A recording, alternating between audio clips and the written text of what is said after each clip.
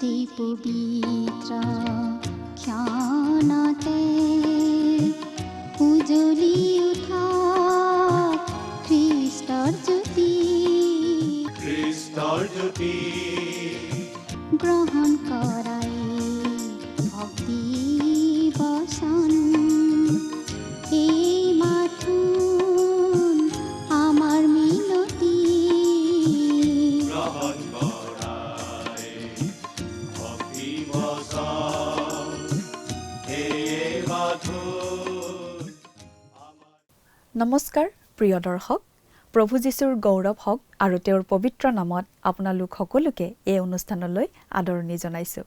ঈশ্বৰৰ বাক্যৰ এই ধাৰাবাহিক আলোচনাৰ জৰিয়তে বিশেষভাৱে আপোনাক হয়তো উৎসাহিত কৰিছে। মই বিশ্বাস কৰোঁ প্ৰভুৰ বাক্য আজিও আপোনাক উৎসাহিত কৰিব।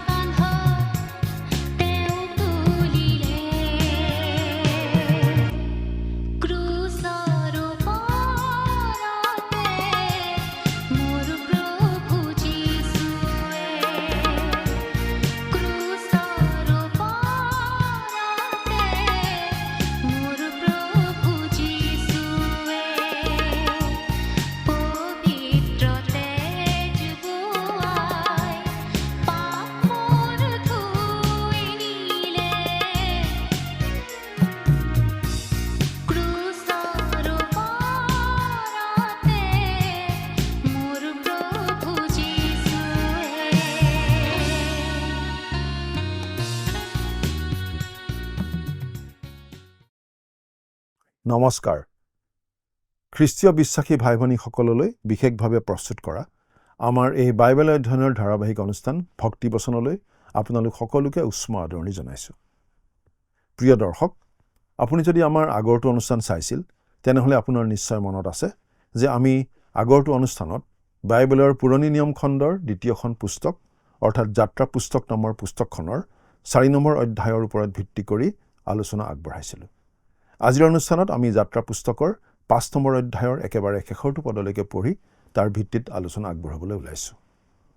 আমি দেখিলোঁ মিছৰত ইছৰাইল জাতি অতিশয় কষ্ট পাই ঈশ্বৰলৈ কাটৰুক্তি কৰিলে আৰু ঈশ্বৰে ইছৰাইল জাতিক উদ্ধাৰ কৰিবলৈ আগবাঢ়িল। মিডিয়নৰ অৰণ্যত ভেড়া চৰাই থকা মুচিক ঈশ্বৰে জ্বলি থকা কিন্তু পুৰি নোযোৱা জোপোহা এটাৰ পৰা মাতিলে আৰু ইছৰাইল জাতিক এৰি দিবলৈ অনুৰোধ কৰিবলৈ ফৰোনৰ ওচৰলৈ পঠালে। লগতে মিছৰ এৰি যোৱাৰ সময়ত ইছৰাইলীয় লোকসকলে কি কৰিব লাগিব তাৰো দিহা দিলে।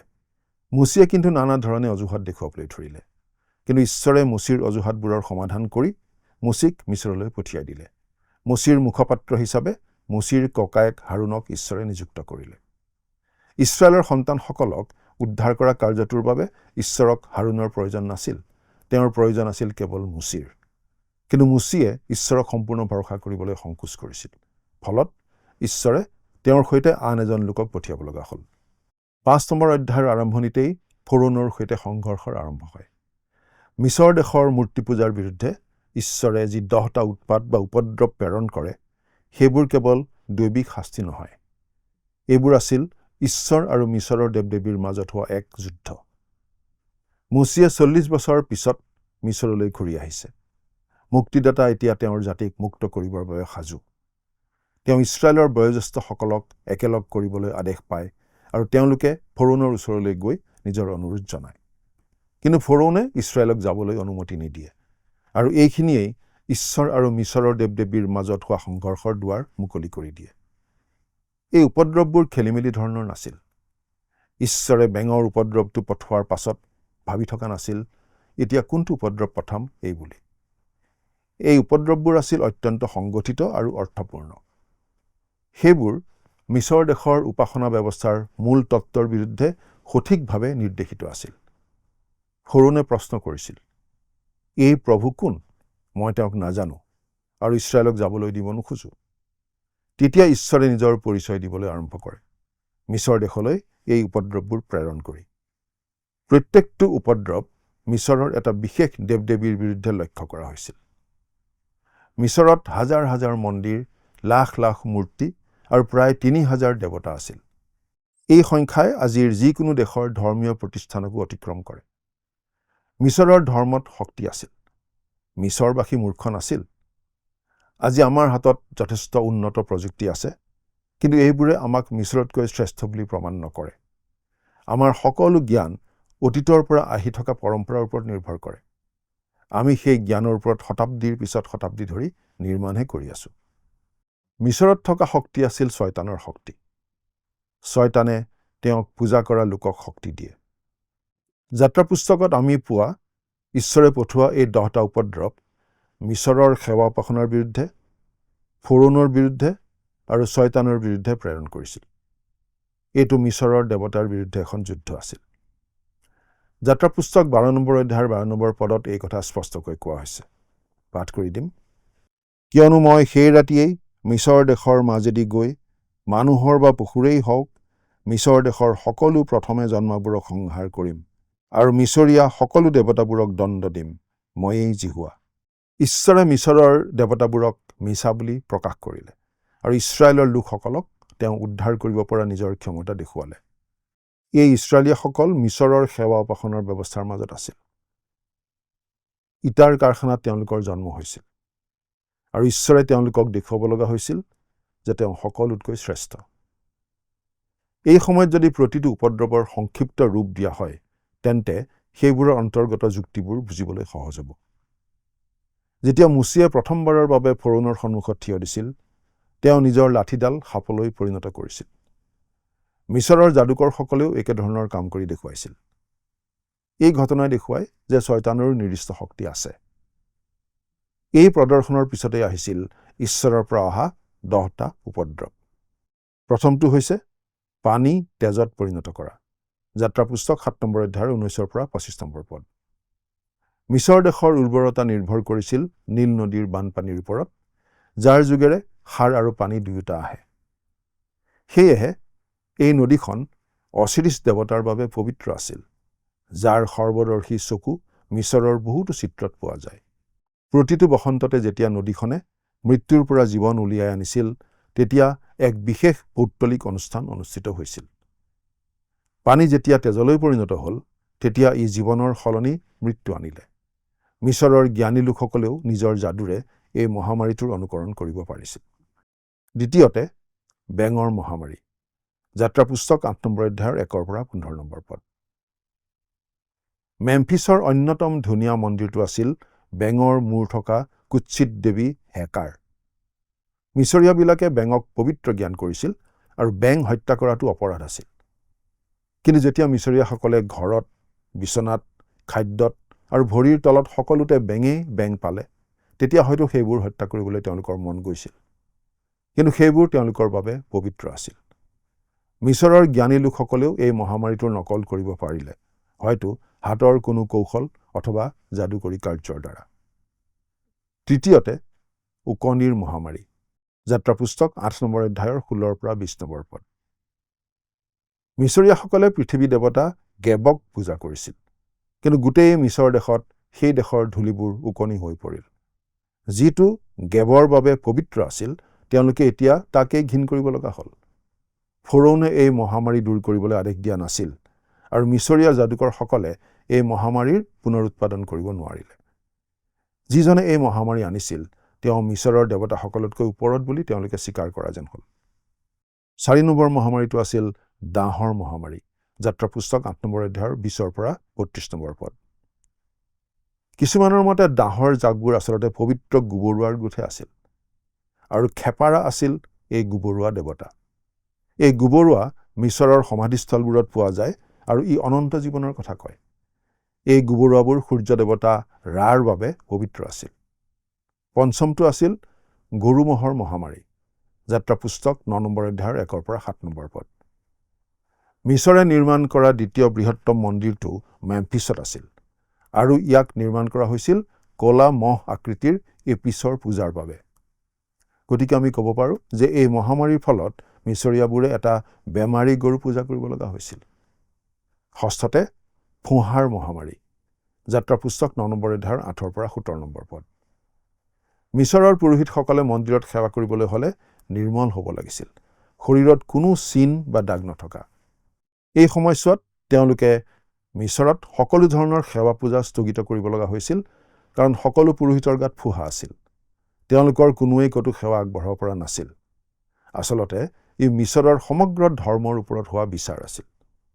সপ্তমটো উৎপাত আছিল শিলাবৃষ্টিৰ মহামাৰী। যাত্ৰা পুস্তক 9 নম্বৰ অধ্যায়ৰ 18 পৰা 35 নম্বৰ পদ।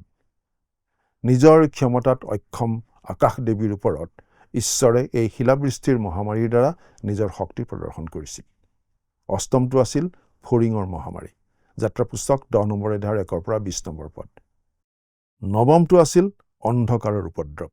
যাত্ৰা পুস্তক 10 নম্বৰ অধ্যায়ৰ 21 পৰা 29 নম্বৰ পদ। ঈশ্বৰে মিছৰৰ প্ৰধান দেৱতা সূৰ্য দেৱতা ৰাৰ বিৰুদ্ধে আহিছিল এই আন্ধাৰৰ সৈতে। ইজিপ্তৰ ধ্বংসাৱশেষত পোৱা আটাইতকৈ চিনাকি প্ৰতীকটোৱেই হৈছে সূৰ্যৰ চক্ৰটো। আন্ধাৰৰ মহামাৰীয়ে এই ৰাগ একেবাৰে অসহায় অৱস্থাত দেখুৱাইছে।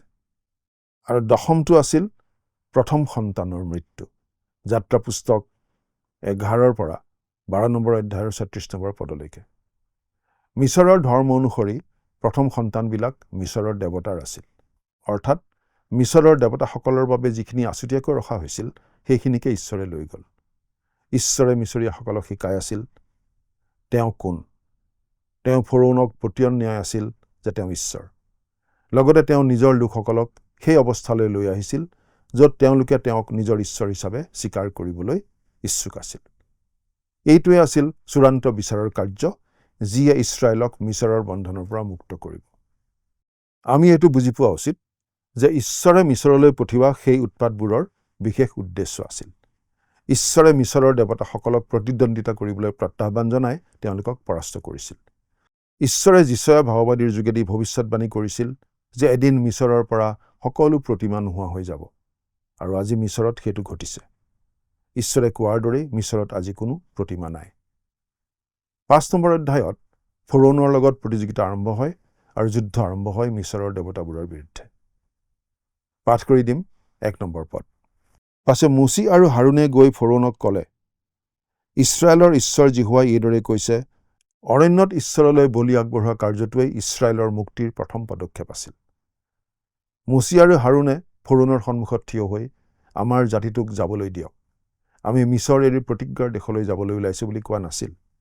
তেওঁলোকে কেৱল এই অনুৰোধ কৰিছিল, ইছৰাইলক অৰণ্যলৈ ওলাই গৈ ঈশ্বৰক উপাসনা কৰিবলৈ অনুমতি দিয়ক। এই অনুৰোধৰ দ্বাৰা তেওঁলোকে ফৰোনক মানসিকভাৱে প্ৰস্তুত কৰি আছিল যি শেষত ঘটিবলগীয়া আছিল তাৰ বাবে। এতিয়া লক্ষ্য কৰক ফৰোনৰ প্ৰতিক্ৰিয়া কেনেকুৱা আছিল। 2 নম্বৰ পদ। তাতে ফৰোনে ক'লে, জিহুৱানো কোন যে মই তেওঁৰ কথা শুনি ইছৰাইলক এৰি দিম? মই জিহুৱাক নেজানো আৰু ইছৰাইলকো এৰি নিদিওঁ। আমাৰ জাতিটোক যাবলৈ দিয়ক বুলি কোৱা বাক্যটো এখন ছবিৰ যোগেৰে বিখ্যাত হৈ পৰিছে। কিন্তু আমি কামনা কৰোঁ, এই প্ৰভুনো কোন? এই প্ৰশ্নটোও যদি তেনেদৰে বিখ্যাত হ'লহেঁতেন। আজিৰ দিনত এইটো সকলোতকৈ গুৰুত্বপূৰ্ণ প্ৰশ্ন, কাৰণ আমি মুক্তিলাভ কৰিবৰ বাবে আগতে তেওঁক চিনি পাব লাগিব। ফৰোনে স্পষ্টভাৱে দুটা কথা কৈছে, মই প্ৰভুক নাজানো আৰু ইছৰাইলক যাব দিবলৈ মোৰ মন নাই। অতি কম সময়ৰ ভিতৰতেই ফৰোনে ইছৰাইলৰ ঈশ্বৰক ভয়ংকৰভাৱে চিনি পাব আৰু তেওঁ ইছৰাইল জাতিক যাবলৈ দিবলৈ বাধ্য হ'ব। 3 নম্বৰ পদটো পঢ়িম। পাছে তেওঁলোকে ক'লে, ইব্ৰিয়াবিলাকৰ ঈশ্বৰ আমাৰ আগত সাক্ষাৎ হ'ল। আমি বিনয় কৰোঁ, তেওঁৰ উদ্দেশ্যে বলিদান কৰিবৰ অৰ্থে আমাক 3 দিনৰ বাট অৰণ্যৰ ভিতৰলৈ যাবলৈ দিয়ক, নহ'লে আমাৰ ঈশ্বৰ জিহুৱাই আমাক মহামাৰী নাইবা তৰোৱালেৰে আক্ৰমণ কৰিব। তেওঁলোকে এনেদৰে কৈছে, আমাৰ ঈশ্বৰে আমাক তেওঁৰ উপাসনা কৰিবলৈ আহ্বান জনাইছে। যদি আমি এতিয়া এই পদক্ষেপ নলওঁ, তেন্তে তেওঁ আমাৰ ওপৰত বিচাৰ চলাব। 4 আৰু 5 নম্বৰ পদ একেলগে পঢ়ি দিম। তাতে মিছৰৰ ৰজাই তেওঁলোকক ক'লে, হেৰৌ মুচি আৰু হাৰুন, তহঁতে লোকবিলাকক কামৰ পৰা কিয় এৰুৱাইছ? তহঁতৰ ভাৰ বোৱা কামলৈ যা। ফৰোনে আৰু ক'লে, দেশৰ লোকবিলাক এতিয়া অনেক হৈছে আৰু তহঁতে সিহঁতৰ ভাৰ বোৱা বন ক্ষতি কৰাইছ। তেতিয়া মিছৰৰ ৰজা ফৰোনে মুচি আৰু হাৰুনক ক'লে, তোমালোকে কিয় মানুহবোৰক তেওঁলোকৰ কামৰ পৰা আঁতৰাই ৰাখিছা? যোৱা, তেওঁলোকক নিজৰ কামলৈ ঘূৰাই পঠোৱা। ফৰোনে পুনৰ ক'লে, এই জাতিটো এতিয়া বহুত ডাঙৰ হৈছে আৰু তোমালোকে তেওঁলোকক নিজৰ কাম ত্যাগ কৰিবলৈ বাধ্য কৰিছা। মুচিয়ে নিজৰ জাতিৰ লোকৰ সৈতে সভাসমূহ পাতিছিল, তেওঁলোক অস্থিৰ হৈ পৰিছিল আৰু মিছৰ এৰি যাব বিচাৰিছিল।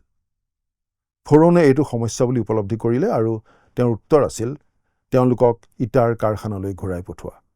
ঠিক সেয়াই তেওঁ কৰিলে আৰু একে সময়তে তেওঁলোকৰ কষ্ট আৰু বৃদ্ধি কৰি পেলালে। 6 পৰা 8 নম্বৰ পদলৈকে পঢ়ি দিম। পাছে ফৰোনে সেইদিনাই লোকবিলাকৰ কাৰ্যাধ্যক্ষ আৰু সিবিলাকৰ দাফাদাৰবিলাকক এই আজ্ঞা দি ক'লে, তোমালোকে আগৰ দৰে লোকবিলাকক ইটা কৰিবলৈ নৰা আৰু নিদিবা। সিহঁতে গৈ নিজে নিজে নৰা বিচাৰি লওক। কিন্তু সিহঁতে আগেয়ে যি পৰিমাণে ইটা কৰিছিল, এতিয়াও সিহঁতক সিমানকৈ কৰোৱা। তাৰ এফেৰিও কম নকৰাবা, কিয়নো সিহঁত এলেহুৱা। এই নিমিত্তে আমাৰ ঈশ্বৰৰ উদ্দেশ্যে বলিদান কৰিবলৈ আমাক যাবলৈ দিয়ক বুলি এৰাও কৰিছে।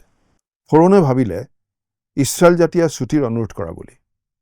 তেওঁৰ যুক্তি আছিল, যদি তেওঁলোকে অলপ ছুটি বিচাৰিছে, তেন্তে নিশ্চয় তেওঁলোকক যথেষ্ট কাম দিয়া হোৱা নাই। গতিকে তেওঁলোকক আগৰ সমান ইটা উৎপাদন কৰিবলৈ বাধ্য কৰা হ'ল আৰু একে সময়তে ইটাৰ বাবে খেৰো নিজে সংগ্ৰহ কৰিবলৈ কোৱা হ'ল। তেওঁলোকৰ দৈনন্দিন কামবোৰ অধিক কঠিন কৰি দিয়া হ'ল, যাতে তেওঁলোকে অধিক কঠোৰভাৱে পৰিশ্ৰম কৰিব লগা হয়।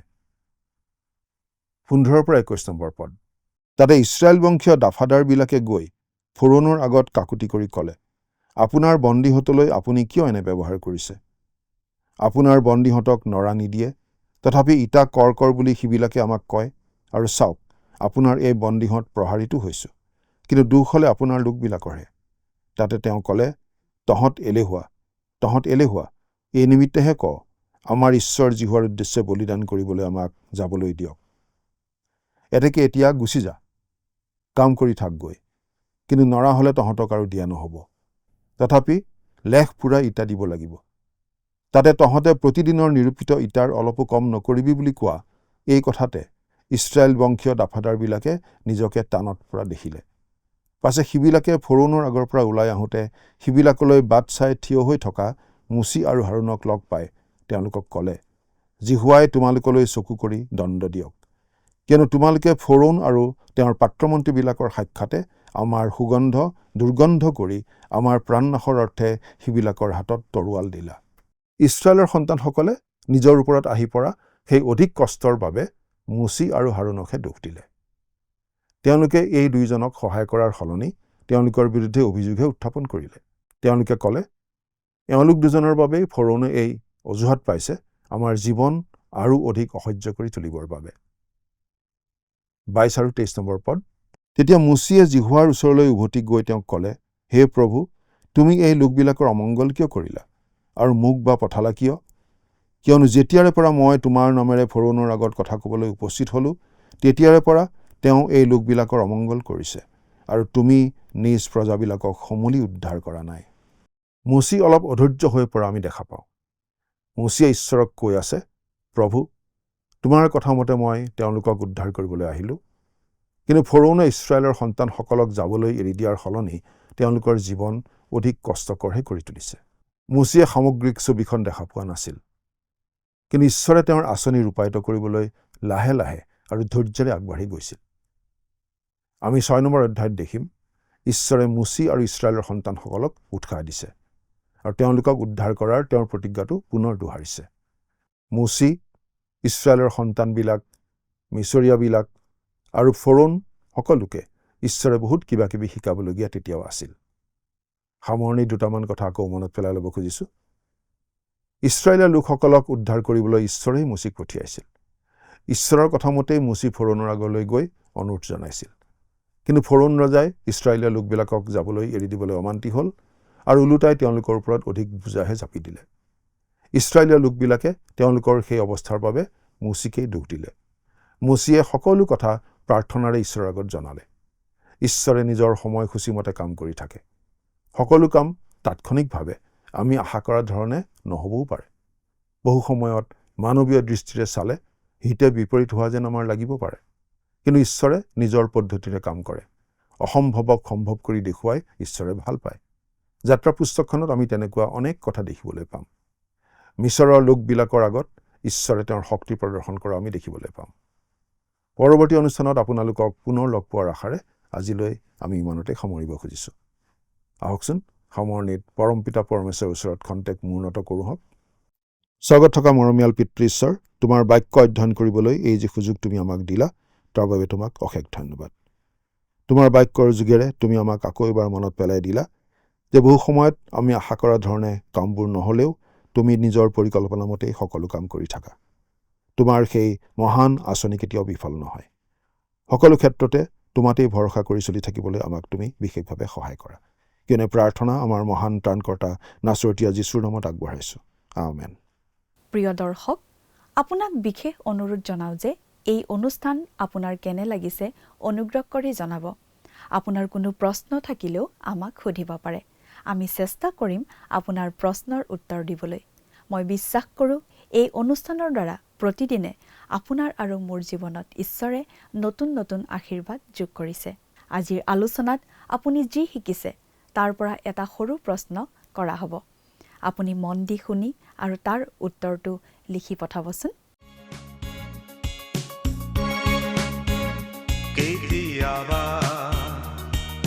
নীৰলে বহি চাইছানে এবাৰ ভাবি, কেতিয়াবা নীৰলে বহি চাইছানে এবাৰ ভাবি, ক'ৰ পৰা আহিছা আৰু ক'লৈনো যাবাগে তুমি, ক'ৰ পৰা আহিছা আৰু ক'লৈনো যাবাগে তুমি, তোমাৰ জীৱনৰ লক্ষ্যণ কি, কেতিয়াবা নীৰলে বহি চাইছানে এবাৰ ভাবি।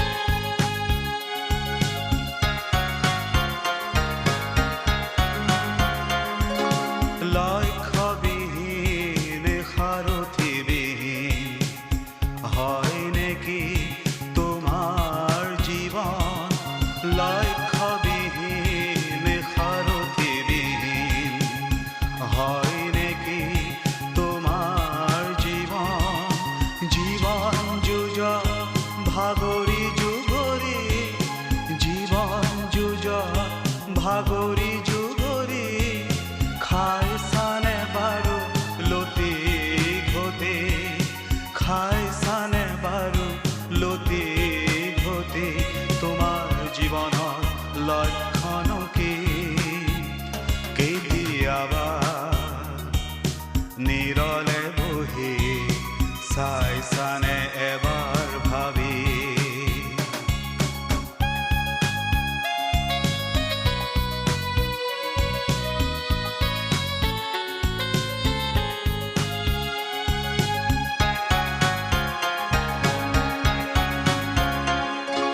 যিচুতেই জীৱনৰ অৰ্থ পাবা জীয়াই থকাৰো পাবা প্ৰেৰণা অজ্ঞান এন্ধাৰ আঁতৰ কৰি দিব তোমাক তেওঁ নতুন গীতি অজ্ঞান এন্ধাৰ আঁতৰ কৰি দিব তোমাক তেওঁ নতুন গীতি তোমাৰ জীৱনৰ লক্ষণো কি কেতিয়াবা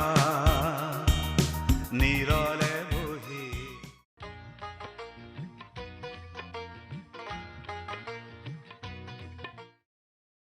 যোৱা অনুষ্ঠানত প্ৰচাৰিত প্ৰশ্নটিৰ শুদ্ধ উত্তৰ হৈছে অপশ্যন চি সৰু চৰাই। আজিৰ অনুষ্ঠানৰ আধাৰিত প্ৰশ্নটি হৈছে মিডিয়নৰ অৰণ্যত জ্বলি থকা জোপোহাটো কোনে দেখিছিল? অপশ্যন এ মুচি,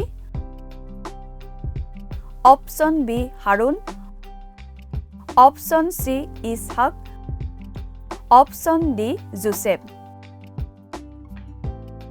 প্ৰিয় দৰ্শক, আজিৰ প্ৰশ্নৰ সঠিক উত্তৰটো আজি সন্ধিয়া 6 বজাৰ আগেয়ে আপোনাৰ নাম আৰু ঠিকনাৰে সৈতে আমালৈ 7429840242 নম্বৰত SMS নাইবা হোৱাটছআপৰ যোগে প্ৰেৰণ কৰক। প্ৰিয় দৰ্শক, আপুনি যদি আমাৰ এই অনুষ্ঠানৰ যোগেদি আশীৰ্বাদপ্ৰাপ্ত হৈছে আৰু আমাৰ লগত কথা পাতিবলৈ বিচাৰিছে বা আপোনাক প্ৰাৰ্থনাৰ সহায়ো পৰামৰ্শ লাগে তেন্তে আমালৈ 7429840242 এই নম্বৰত পোনপটীয়াকৈ ফোন কৰিব পাৰিব। ধন্যবাদ।